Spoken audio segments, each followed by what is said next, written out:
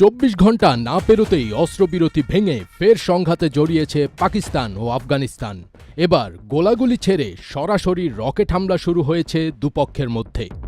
গতকাল মঙ্গলবার ভোর থেকে আফগানিস্তান ও পাকিস্তানের মধ্যে পাল্টাপাল্টি রকেট হামলার ঘটনা ঘটেছে, যা সীমান্ত এলাকায় অস্ত্রবিরতি ভাঙার প্রমাণ হিসেবে দেখা হচ্ছে।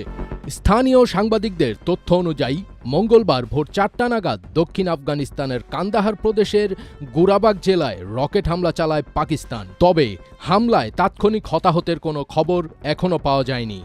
এই হামলার জবাবে তালেবান সরকার নতুন করে পাকিস্তানি চৌকি এবং অবস্থানের ওপর পাল্টা রকেট হামলা চালায়। আফগানিস্তানের বিভিন্ন সূত্র মনে করছে এতে পাকিস্তানের ভালো ধরনের ক্ষয়ক্ষতি